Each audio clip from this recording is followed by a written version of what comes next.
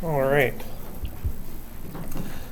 So, by now, I hope that you have logged into WebAssign, maybe even completed your SMT 0095 laboratory safety if you need to do it again, or if you need to do it this semester.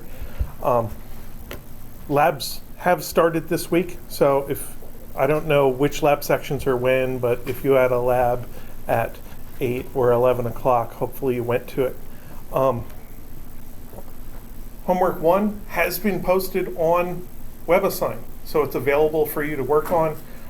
It's set to be due next Sunday at midnight. So make sure that you get a little bit of time to work on the easiest questions during the week, because Thursday night is the 3-day deadline in order to get extra credit on some of the questions. And then whatever you do between Thursday and Sunday night, you merely get full credit for. So homework 1 is all about one-dimensional kinematics, which is the act of describing motion with math. Now, we missed an entire class last week, so we didn't get nearly as much time to work on this as I would prefer, but we'll go over as much as we can today. This is all in chapter 2 of our textbook on kinematics. So certainly you should use the textbook as a resource to supplement what I do in class.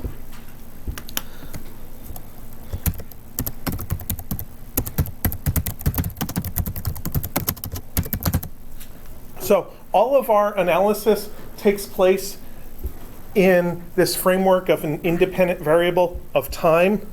So we might have TA and T sub B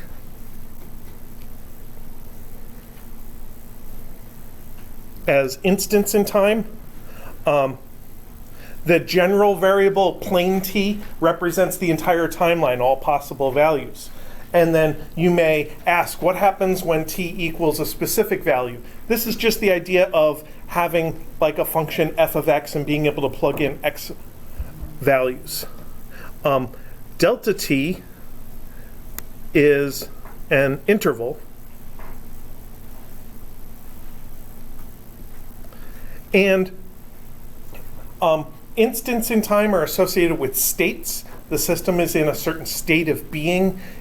Objects have a position, and we'll find it's important also to keep track of their velocity at different states. And states occur at different times. Intervals include a lot of different times. So intervals describe processes.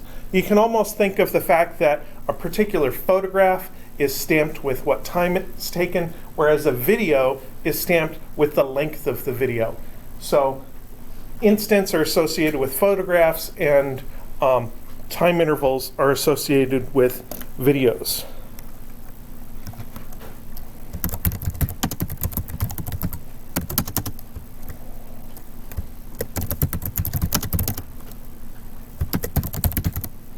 Now, the things we're keeping track of for objects, you might call them state variables. Eventually, a lot of you are going to have to take thermodynamics, and you'll talk about state variables for a gas system.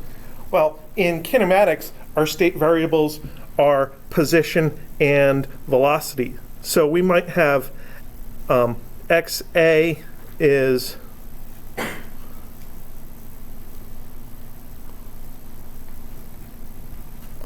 position of object A. I guess that does not correspond to the T sub A and T sub B, because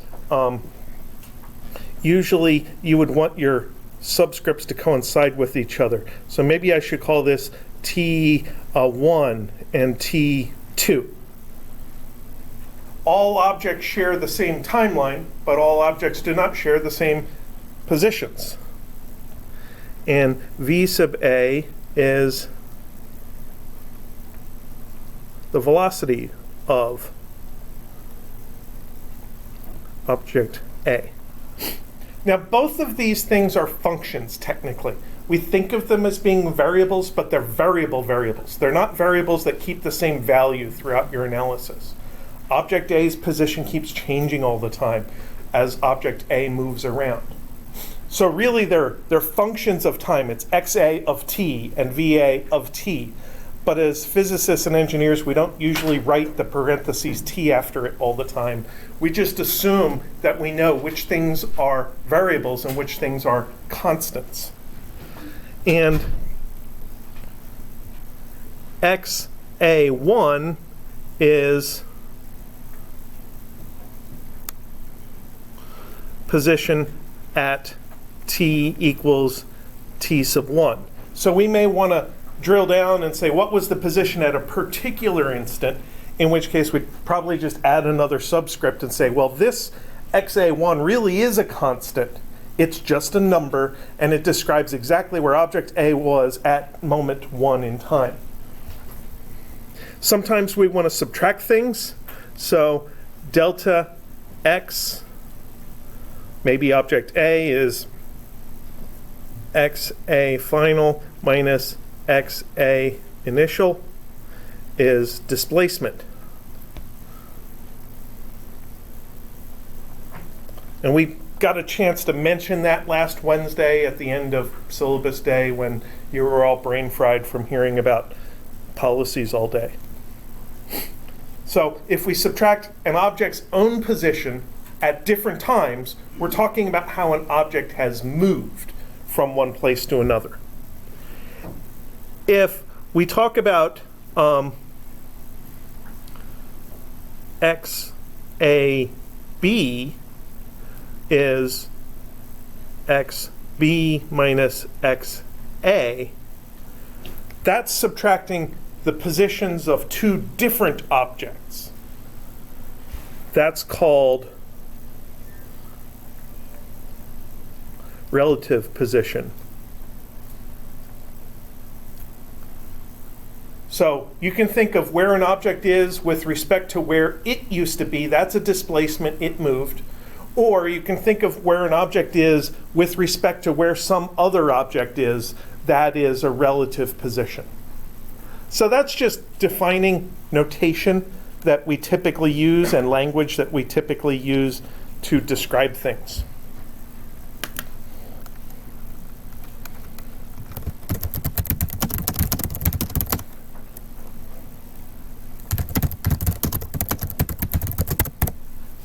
And we're very often concerned with motion. Motion involves a gradual change of position from one place to another. And the most basic way to describe that is with the calculus derivative. The velocity of our object is the derivative of position. So v sub a is dx sub a by dt.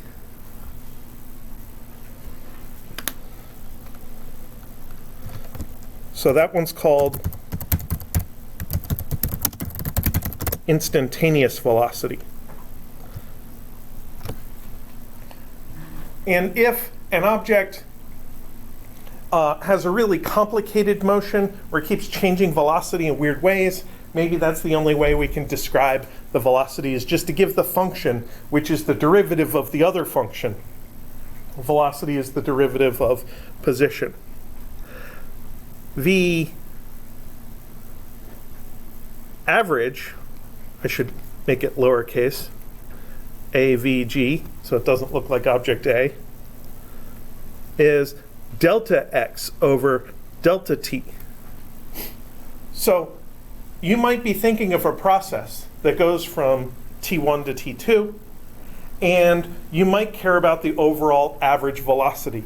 And this formula defines it.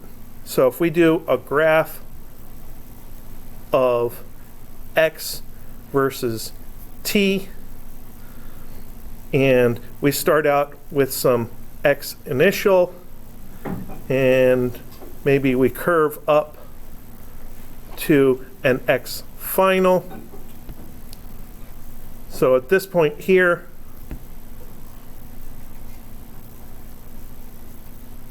the slope at that point is the velocity at that point. And then if we connect the initial and the final,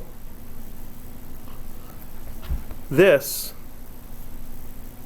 slope is V average for that object.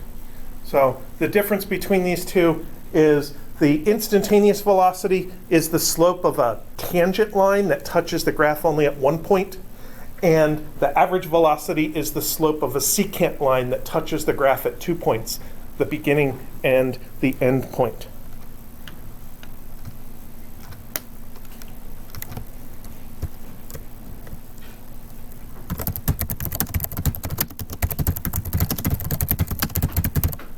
There is a special case we sometimes deal with, constant velocity motion, and in which, in that case, VA is V average at all times. So then we can do delta x is V delta t, or x final minus x initial is equal to V delta t, or x final is equal to x initial plus V delta t. So if we know where we started, we know how fast we're going, we can figure out the projection, the prediction of where we're going to be in the future.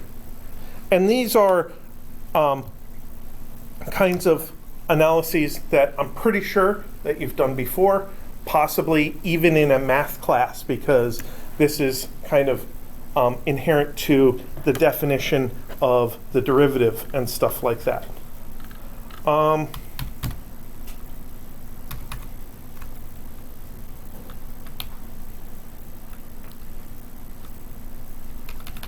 So I should do some kind of example with this. Let's do this out and back type trip.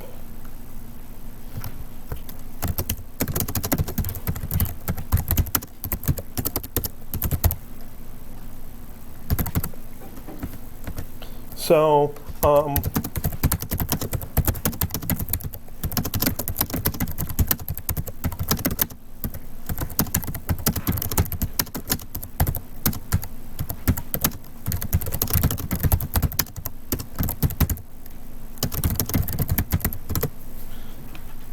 let's consider a process where I go across a room and back. This room is about 10 meters wide. Funny thing, every room I'm in I say is 10 meters wide, though I'm sure it's not true of all of them. And I want to consider walking across fairly slowly and then jogging back at twice the speed. A regular walking pace for most people is probably around 1.5 meters per second. So maybe this is a brisk walk. So this is a multi-stage process. If I did a graph of x versus t, I would say that it should go across and then back.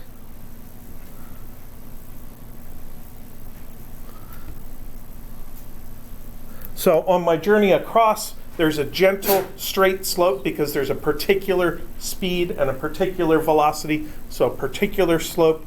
On the way back, it's steeper and negative because I'm coming back. And when I'm trying to lay out what I know about this and figure out things, personally I like to make a table of all the values that are relevant. So I'll make a table that talks about the process of going out and coming back. And then I may care about summarizing the overall process because that's actually what the question is about, the average speed and the average velocity, I guess, implied for the overall trip. And then for process, the variables that define a process, the process of going out is that entire span of time where the graph is going upwards. So there's a certain delta t for the first process, and a certain delta t for the second process, and a certain delta t for the whole thing. And then there's also a certain delta x, and there's a certain distance traveled, because speed and velocity are related to speed and velocity are related to each other. Speed is the magnitude of velocity. Also, distance is the magnitude of displacement. Delta x is a raw subtraction, sometimes negative, whereas distance is always positive. I may also care about, let's call it v sub x to imply velocity, and v without an x to imply speed.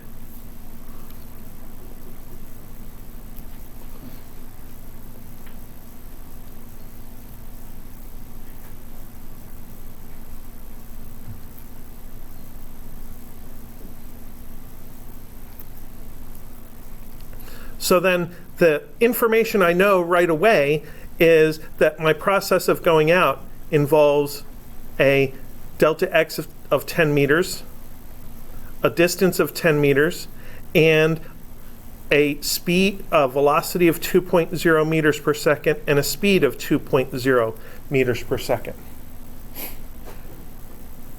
My process equation, which is delta x is equal to v sub x average delta t, works for a row of the table.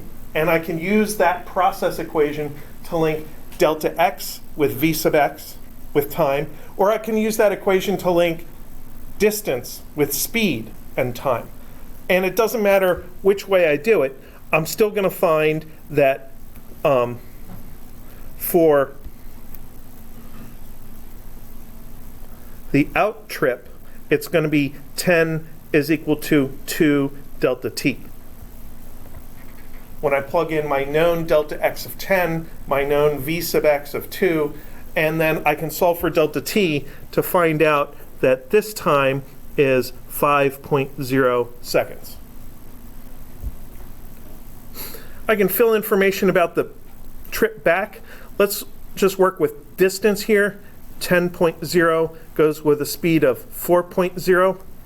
Hopefully you can see that if I try to analyze the amount of time, it's twice as much speed, so it's going to be half as much time. You go faster, it takes less time. So this is going to be a calculation of 2.5. I could repeat the calculation, but if they're nice round numbers, I could just use proportional reasoning to know the answer. So then I can fill in the total time of 7.5. So in this graph, this here is the 5.0, and this here is the 2.5, and the 7.5 gets you all the way from beginning to end. That's what I mean by an overall process. And the time column, if you have all of the stages that string together and the intervals butt up against each other in your timeline, the total of all those delta t's is the total time. The time column adds. The distance column does the same thing. The distance column adds to 20.0.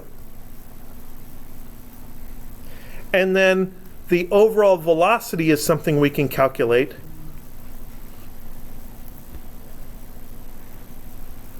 The average velocity is distance over delta t. That's true of any row of this table, any process. I can do average velocity is distance over time.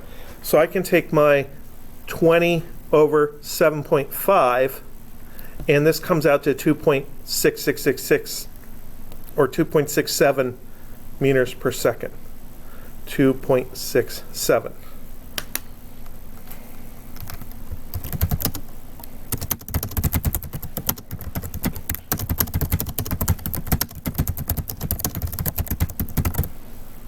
And the reason that I always like to do this example is because it's easy to calculate as long as we trust our definitions of what things are supposed to be.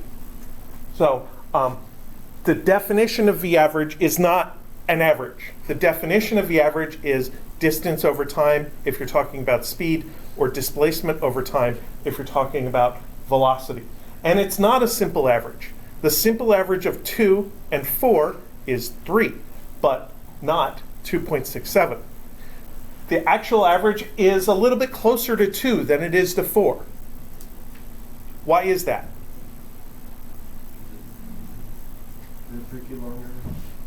We spent more time going slow. So that's going to have more of an impact on the average. We spent 5 seconds going slow and 2.5 seconds going fast. It's technically a weighted average, but the process of calculating a weighted average is so cumbersome that it's not worth it. Just use the definitions. The definition of the average. The other weird thing to do with this particular example is to note that delta x is literally a subtraction of x values. So for the first row, it's 10 minus 0 is 10. For the second row, it should be 0 minus 10. It should be minus 10. And for the last row, it's 0.0, because whether you choose the beginning to be x equals 0 or not, you still start and end at the same place. When you subtract the same place from itself, you get 0. So that allows us to calculate very easily that this average velocity is 0.0, and this v sub x is negative 4.0.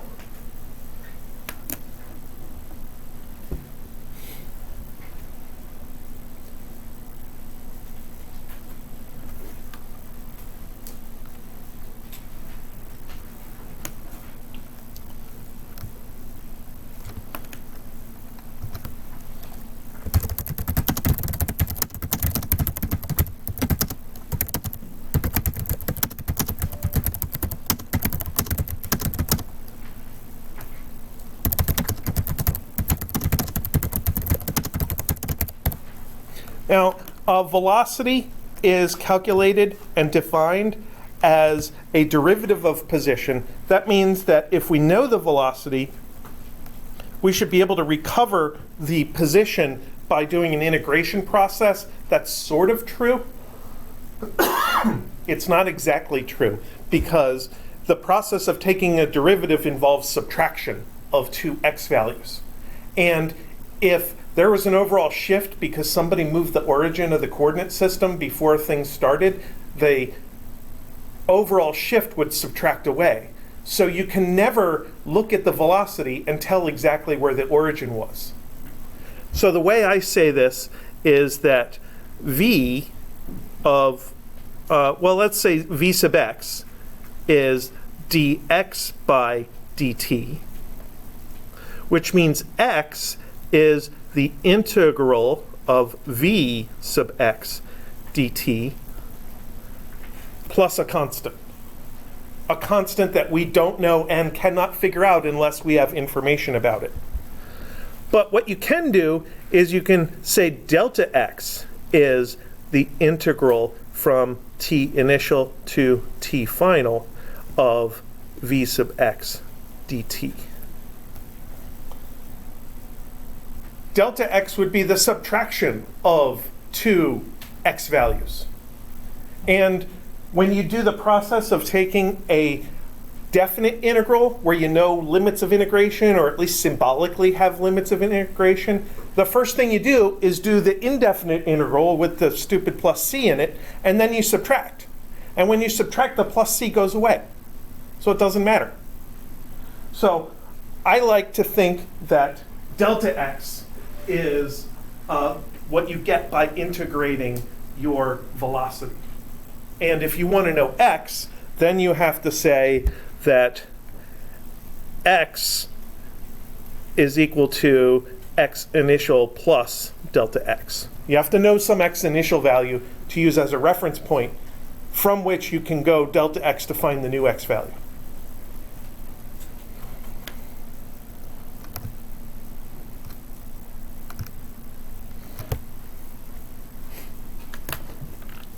Okay.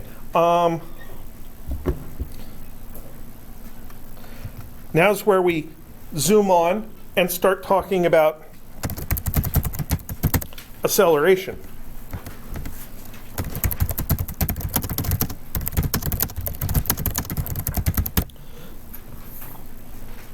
And acceleration is the rate of change of velocity, just like velocity is the rate of change of position. So as a definition, a sub x is equal to the derivative of v sub x by dt, and v sub x is equal to the integral of a sub x dt plus some constant that we can't figure out just by integrating, or delta v sub x is equal to the integral of a sub x dt with limits of integration.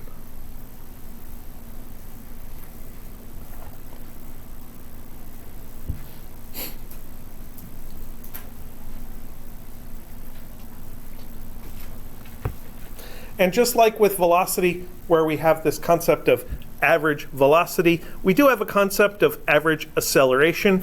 So we can say a sub x average is delta v sub x by delta t.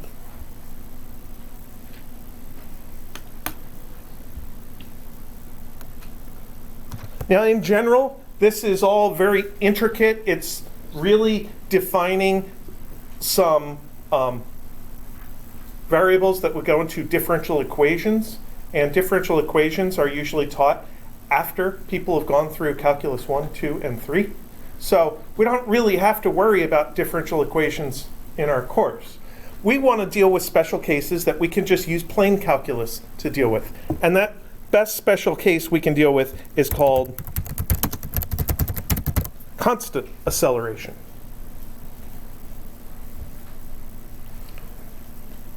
So in that case, the acceleration is the AX average, is some constant. So let's see what we can figure out from this. One of the best ways to get intuition about constant acceleration is to think about a velocity graph. So if we make a graph of velocity versus time, we could have a case, let's go from here to there.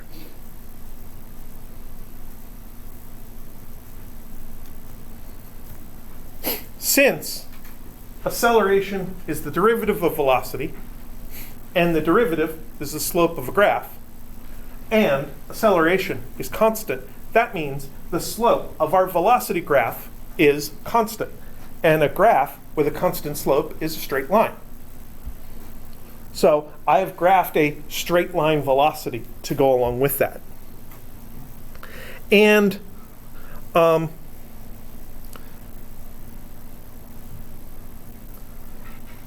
if I integrate under this curve here,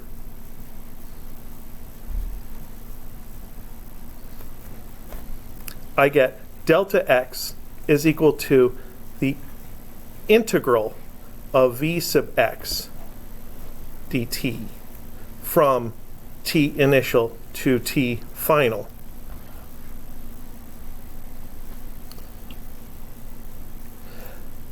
The area that corresponds to that integral is a nice straightforward area. It's a trapezoid area. And a trapezoid area is really easy to calculate. All we need to do is figure out the parallel two sides. Those are called the bases of the trapezoid. In this case, the trapezoid's on its side, and the bases are the left and right sides of the trapezoid, times the height of the trapezoid, which is sideways. So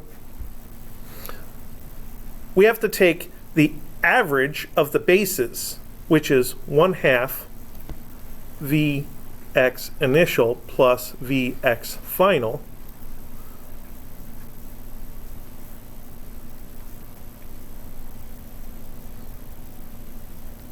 times the height, which is just delta t.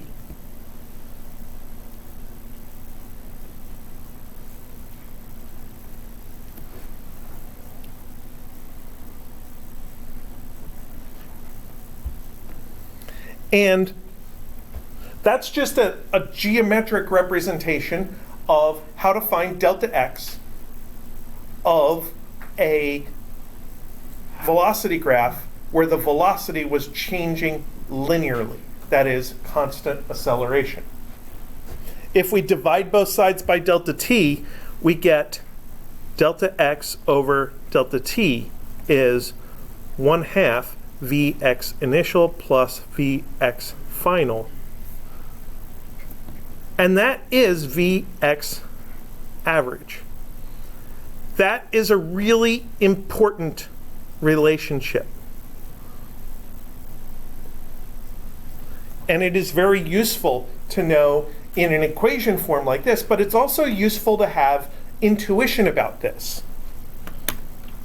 Because when you have intuition about what this equation means, it allows you to kind of create your own algebra equations without having to worry about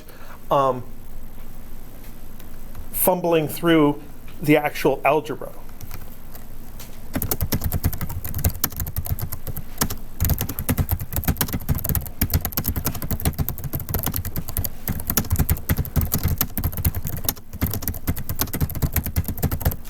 So on the previous page, I did this constant velocity example where I went out on my way to say that the average velocity was not literally the average of the initial and the final velocities. Well, if you're doing constant acceleration, that caveat is not a problem. We actually can say that the average velocity is literally halfway between the initial and the final velocities. So this point here, that's the level in this graph of the average. I guess I have a lousy graph because, oh, no, it's fine, because V initial wasn't 0. Here is V initial, and here is V final.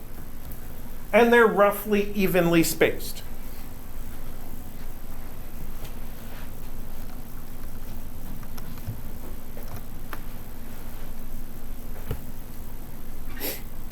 So I have, in your equation sheet, which looks a lot like that one, in your equation sheet here, come on, a kinematics section, and I have highlighted, by putting a box around them, 4 really important and basic equations.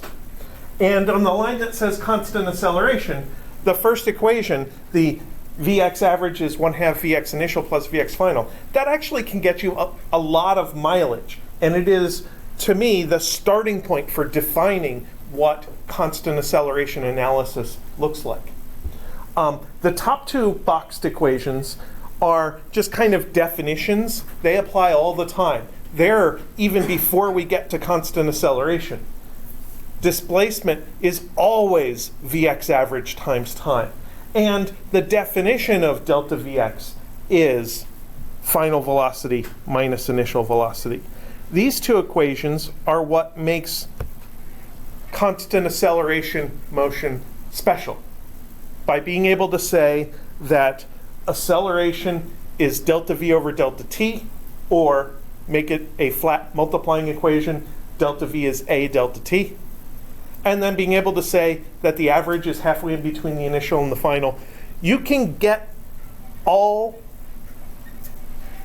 constant acceleration kinematics analysis done with just those 4 boxed equations. So let's jump into an example.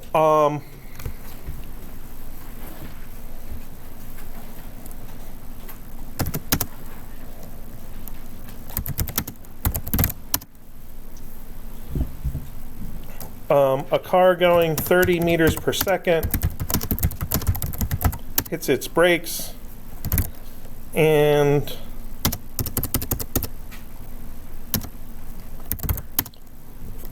for 5.0 seconds, during which time it goes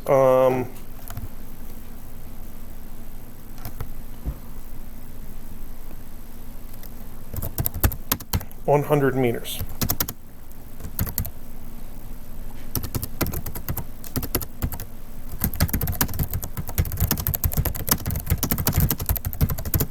Assuming constant acceleration, what is the acceleration? So what we want to use to calculate this is a sub x is delta Vx over delta t. That's the definition of acceleration. So if we can figure out how to plug numbers into that, we're golden. And what we know is some information about velocity. So let's set up the graph of velocity here. So this would be Vx as a function of t. And we're going to start out at a fast velocity, which is 30. And we're going to slow down to some point down here that we don't know yet. But this is 5.0 seconds. And this is V final. And there's this point in here, exactly halfway in between, which is V average. The reason I like V average as a quantity for this process is because sometimes, very often in fact, it's easy to calculate. Vx average is delta x over delta t.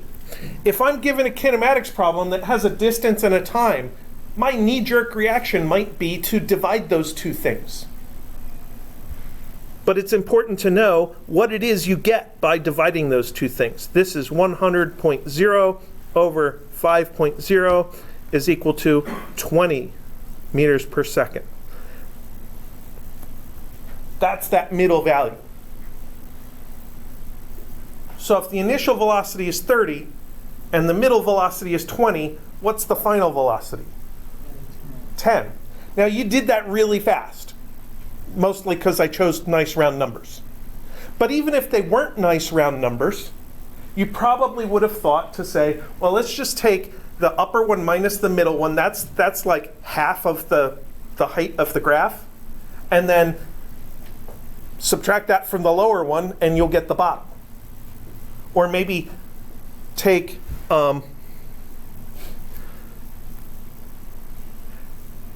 delta V is equal to half of 20 minus 30. I'm sorry. Delta V is equal to 2 times 20 minus 30 is minus 20.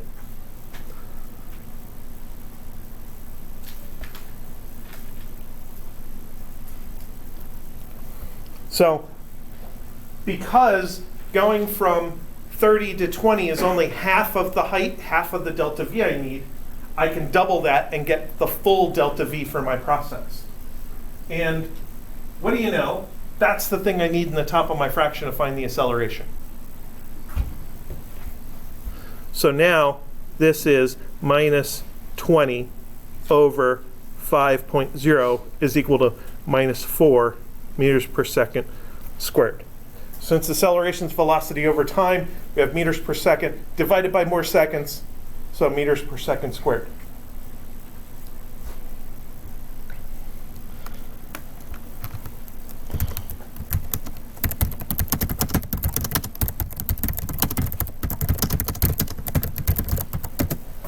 And that graph is just a graphical version of the two equations, 1/2 V initial plus V final. That's V average, and delta V is equal to V final minus V initial. And throwing those two equations down with a bunch of algebraic manipulations will produce that delta V equation that we found. But when we did it, we only really had to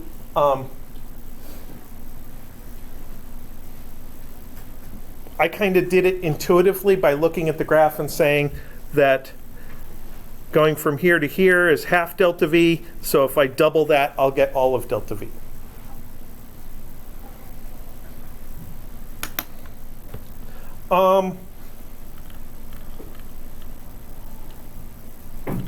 What else do I want to do?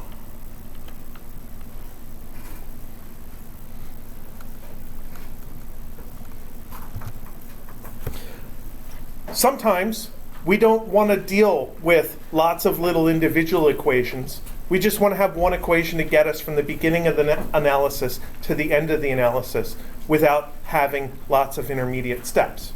Sometimes it makes sense to have all the intermediate steps because we might care about those values or they help us develop intuition. But other times we just want to jump from beginning to end. So we can combine the basic equations. So if we have delta x is equal to Vx average delta t, and we know that Vx average is 1/2 V initial plus V final, and we know that V final is V initial plus delta V.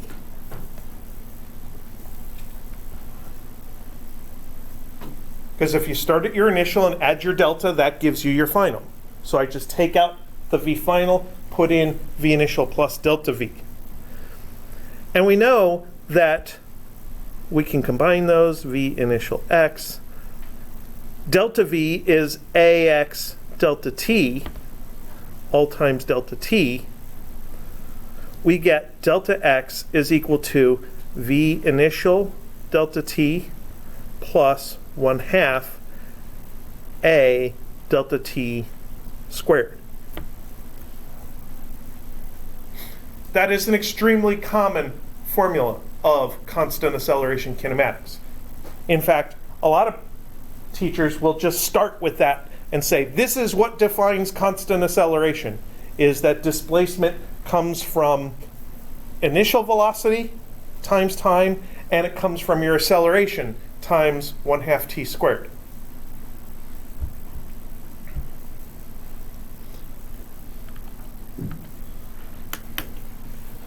So let's say a car going 30 meters per second accelerates with -3 meters per second squared for 10, not 10, 6.0 seconds. How far does it go?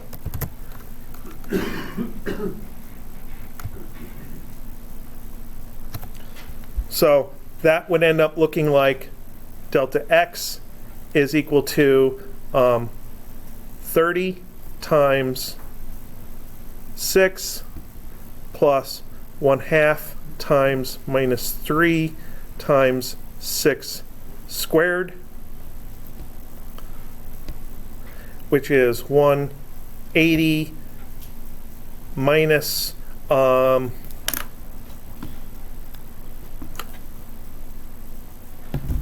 I feel like I should be able to do that in my head. Let's see. 3 times 6 times 3. 3 times 3 is 9 times 6 is 54. I took one of the 6's and turned it into a 3 to account for the 1/2. Certainly a calculator is perfectly legal. So this is 6 and this is 126, I think.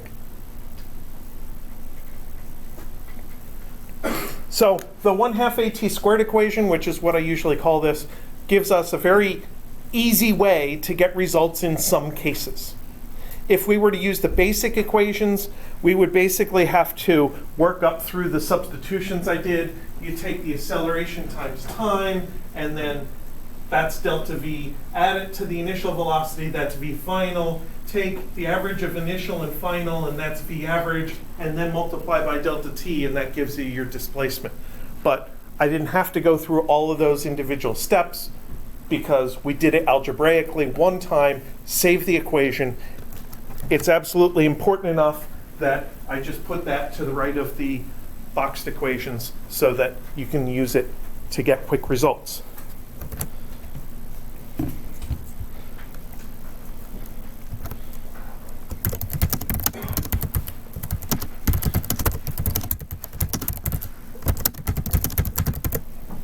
What if we don't care about time?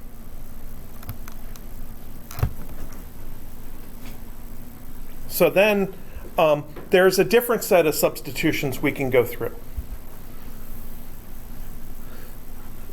Delta x is equal to Vx average delta t.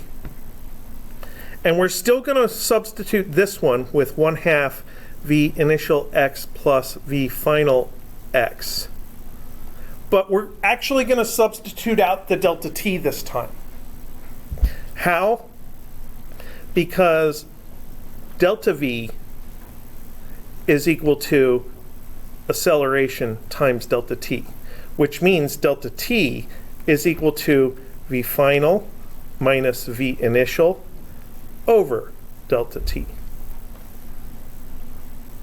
Take my flat equation, divide both sides by delta t, and I get my, divide both sides by acceleration. Yes, that's supposed to be the denominator. Sorry. Divide both sides by acceleration, and I get an expression for delta t. So I'm going to put that in here. V final x minus V initial x over a. So that's delta x. Now here's where the magic happens. First we're going to clear out the fractions and turn the left side into 2a sub x delta x. And the right side is at first going to look like V initial plus V final times V final minus V initial. I don't want to have a product of added things. I want to have just a plain polynomial. How do I expand that?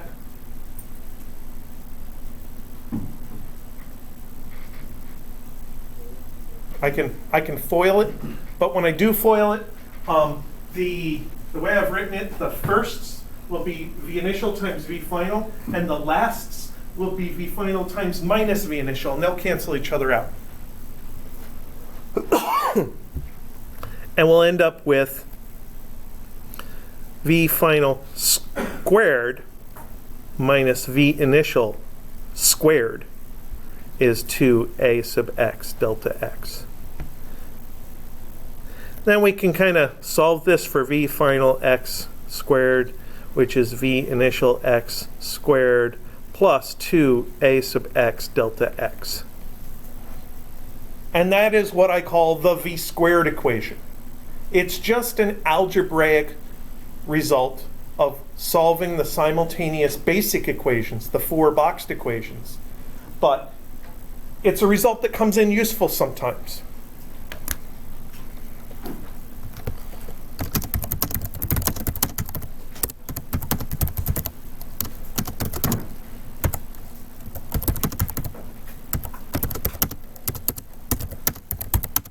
So what distance did we go in the previous example? 126 meters. So let's go for only 100 meters.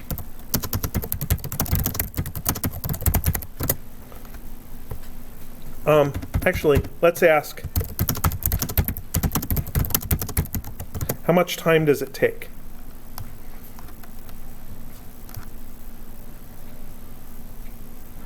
There. So we could use the delta x equation to calculate this, because we know delta x, we know V initial, and we know the acceleration. The problem is, when we plug all those things into the delta x equation, we'll have a constant term, we'll have a term with time, and a term with time squared. That's called a quadratic equation. And the easiest way to solve a quadratic equation is to use the quadratic formula. If you know how to complete the square, you can do that. But that really is just leading you through the quadratic formula. Here's the thing. I don't like the quadratic formula. It's a pain in the butt. And it's kind of a black box thing where you put numbers into it and you churn away at the formula and you get some results out, and then you have to look at 2 results and pick one of them. And I think that process is a little bit opaque hence the term black box. You can't see into it. And I think that the intermediate steps are very hard to debug. It's difficult for me to look at steps of the quadratic formula and see if I've made a mistake. I like having a process that's auditable, that I can tell what I did and be able to tell when I've made a mistake. So instead, I want to solve for delta t by some other method. So let's look at our constant acceleration equations. I have delta t in the 1/2 at squared equation, and I just decided I don't want to use that. But I have delta t in two other equations. And if I can find out more velocity information, then I could use the other equations. So I'm going to set an intermediate goal for this analysis. Instead of solving for delta t directly, I'm going to solve for velocities directly. And the thing that I can do to learn about velocities very easily is I can use the v-squared equation. So how do the numbers plug into this?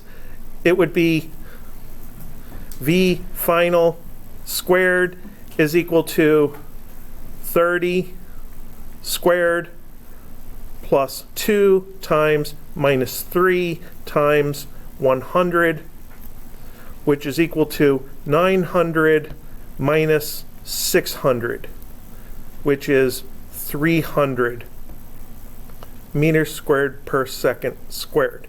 That's v final x squared. So the v-squared equation gives me a very easy way of using all the data that I have to find out something about the final state of the system. Now I know how fast this object is going at the end. All I have to do is take the square root. And I can turn that into a velocity by choosing whether I want to use the positive or the negative square root. So v final x is positive square root of 300. Remember, the quadratic formula involves two results, and we have to choose which one we want. And sometimes it may not be intuitively obvious which one is the correct result, especially if you're trying to program a computer to do it. You don't get a chance to review the results as a human in the middle of the calculation to pick a plus or minus. But here, we know whether we want plus or minus. We know whether the object's going forward or backward. This car is slowing down. It's still in the process of going forward. So we choose the positive square root. And the square root of 300 is a number, which is 17.3 meters per second. So now we can find delta V is 17.3 minus 30, which is equal to negative 12.7. And I can find the time by delta t is equal to delta v sub x over a sub x, negative 12.7 over negative 3. This was the exact same manipulation of the definition of acceleration that I had to use before. So then 12.7 over 3 is 4.23 seconds. No quadratic formula needed.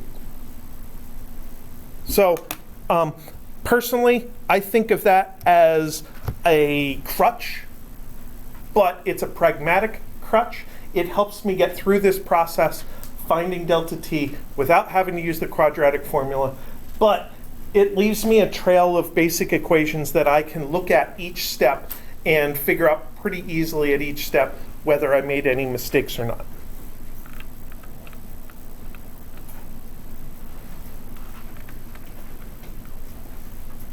Any questions about that?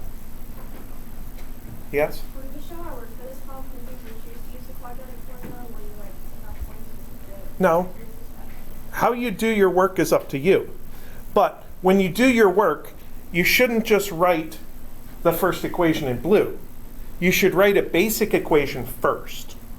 You should actually try to start every analysis with an equation from the equation sheet when possible. And then show how that equation adapts to the variables that you chose to analyze your situation, and maybe plug in some given numbers into the equation. And that idea of showing a generic equation first and then making it specific to your situation will really help you figure out what you did, so that next year when you take dynamics, you'll be able to look back at your Physics 1 notes and say, oh, that's how I solved situations like that. So then we just have to do it in a slightly more complicated way in order to do our dynamics analysis. And I can figure out what I did. Otherwise, you have to go back and read the physics book to figure out what you did. And that's usually more difficult than reading your own work. Make your own work useful beyond this year. All right. I have zoomed through almost all the content that I wanted to do today, and I only skipped little steps along the way. So we're almost back on track.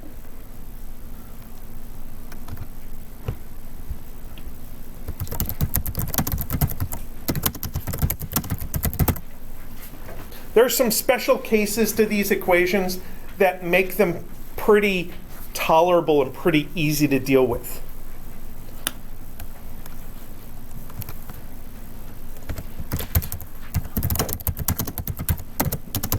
One of those special cases is when we're starting from rest.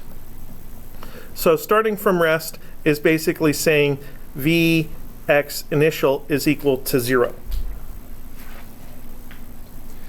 So several of our equations become pretty easy when we're starting from rest. For instance, delta Vx is Vx final minus 0. So in the case where you're starting from rest, your delta is your value. Very often we use this when talking about time because all my formulas have a delta t in them.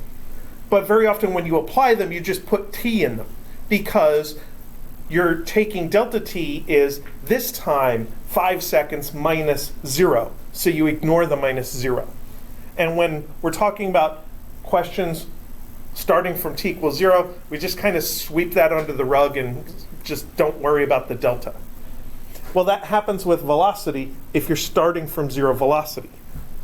What about Vx average? That's 1/2 of Vx final. It's supposed to be 1/2 of Vx initial plus Vx final, but that Vx initial was 0.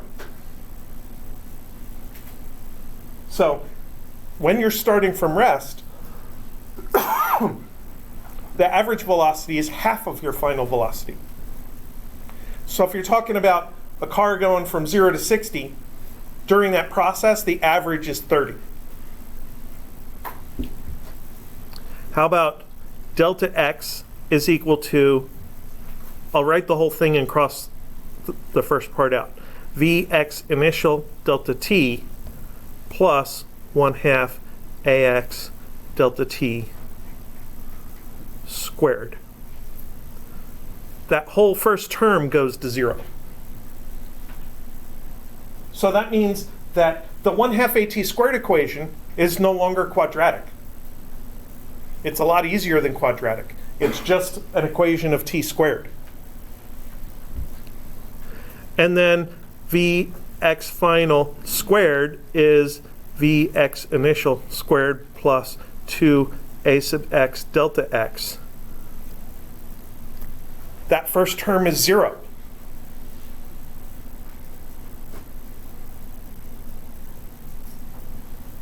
So the special case where you're starting from rest, all of a sudden all of the basic equations and even the consolidated equations, the 1/2 at squared and the v squared equation, they'll become slightly easier.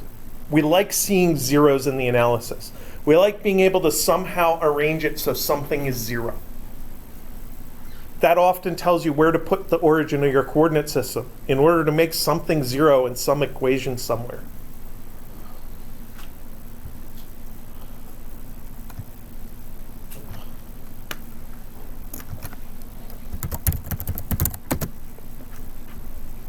let's say we're going through a process of stopping. Change colors here. Vx final is equal to 0. Is anybody red-green colorblind? So in that case, the delta V equation becomes easy again. It just becomes minus V initial. The Vx average equation becomes easy. It becomes Vx average is 1/2 of V initial. Something interesting happens with the delta X equation. Let me write the result and see if you can figure out anything about it. Delta X is equal to minus, wait,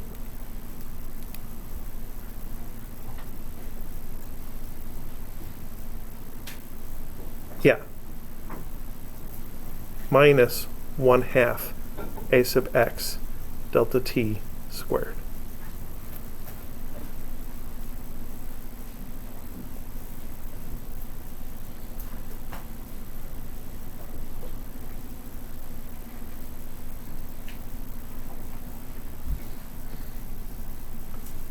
And then the v squared equation becomes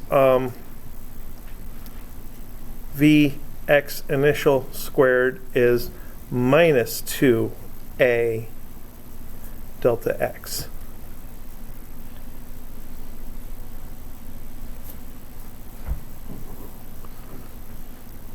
So I'm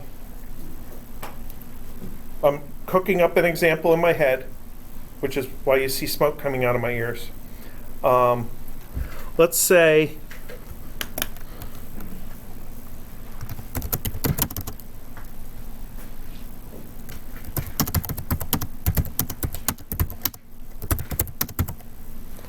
we go 30 meters per second to 0 in 10 seconds. So that means a sub x is 0 minus 30 over 10 is minus 3.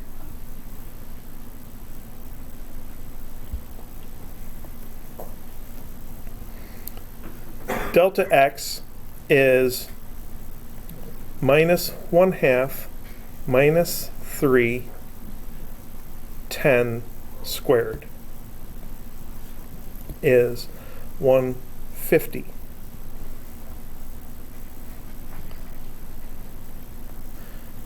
Vx average is 150 over 10 is 15.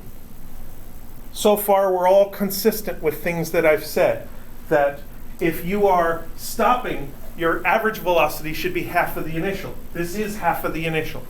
I didn't even bother writing that equation because it's so analogous to what happened up above. And my delta x equation, instead of being 1/2 at squared, it turned into minus 1/2 at squared. And that's just the result of combining a whole bunch of algebra where that Vx initial term times delta t, it wasn't 0, but it accounted for all the difference between the plus version of this and the minus version of this.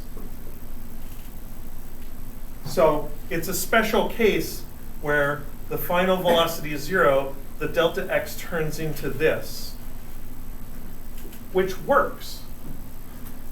And remember, if you're stopping, you're probably thinking about the delta x being negative, which cancels out with that negative there, which leads you to travel a positive distance during the process of stopping.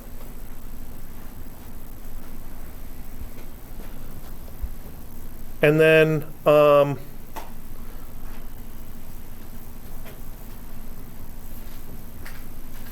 let's see, what should I pretend I don't know? The delta x, sure. 30 squared is minus 2 times minus 3 times delta x. So this is 900 over 6 is delta x is 150. Check, things are consistent. So the extra equations, the v squared and the 1/2 at squared, are literally that. They're extra equations. You don't have to use them. You use them when they're convenient. And if you find you're staring at an example where you have to use the delta x equation to solve for time, and it requires you to use the quadratic formula, and you don't want to use the quadratic formula, then don't. Just don't use that equation. Do something else. You can always manipulate the equation somehow to find answers. So this was kind of a very fast run through basic acceleration situations. On Wednesday, we'll talk about the important special case of free fall, where we have a well-defined acceleration of 9.8 meters per second squared downwards.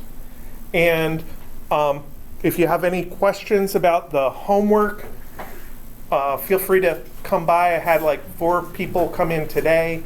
I expect to see more people come in later on, and I will help you figure out how all of these things are related to each other. And hopefully, starting Wednesday, I will not have to talk nearly so fast anymore.